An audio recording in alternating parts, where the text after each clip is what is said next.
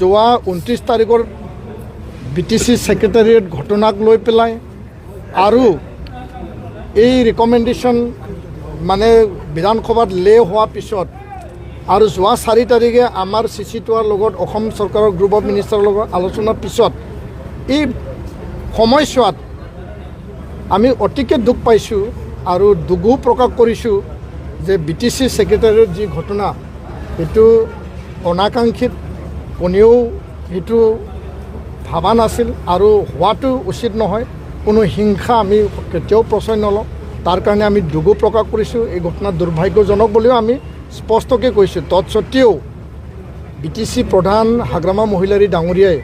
সভাই সমিতি মিডিয়া টিভিত সঘনাই নিখিল বড়ো ছাত্ৰ সন্থাক ৰাজনীতিক এটা ৰং খানি সঘনাই আমাক দুখ জাপি দিব বিচৰাটো অতিকে দুৰ্ভাগ্যজনক আৰু মই এইটোৱে ক'ব বিচাৰিছোঁ যে তেওঁ জাতিটোৰ লগত আছে না তেওঁ ৰাজনীতিৰ লগত আছে সেই কথাটো স্পষ্ট কৰিব লাগে আৰু ৰাজনীতিৰ স্বাৰ্থত এপচুক দুখ দি এপচুক দুখ জাপি একো লাভ নাই এটা কথা মই স্পষ্ট কৰিব বিচাৰিছোঁ যে ৰাজনীতিৰ স্বাৰ্থত আহোম সেনাপতি বদন চন্দ্ৰ বৰফুকনে যেনেকুৱাকৈ মানসকলক মাতি আনি নিজৰ জাতিটো নিষেধ কৰিছিল এই তেখেতৰ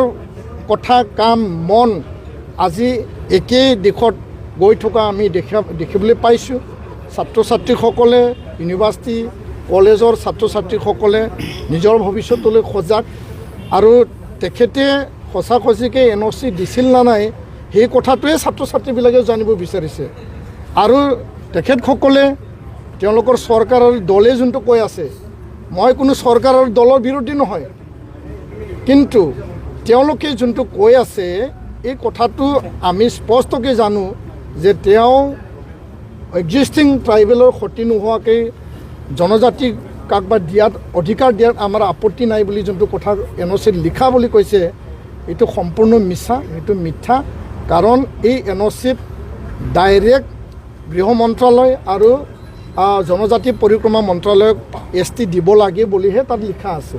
গতিকে এইবিলাক মিছা কথা কৈ একো লাভ নাই আৰু ইয়াৰ কাৰণে মই ক'ব বিচাৰোঁ যে এই জাতিৰ সংকট কালত জাতিৰ অস্তিত্বৰ এই সংকটৰ মুহূৰ্তত আপুনি ৰাজনীতি কৰিব নালাগে আপুনি জাতিটোৰ লগত আছে না আপুনি NOCৰ লগত আছে আৰু মই ক'ব বিচাৰোঁ যদি আপোনাৰ ইমানেই আপত্তি আছে আৰু পুনৰ NOC পঠাই দিয়ক যিহেতু বাৰম্বাৰ কৈ আছে যে আমি আকৌ পুনৰ NOC দিব দি দিয়ক আমাৰ আপত্তি নাই আমাৰ কাম আমাৰ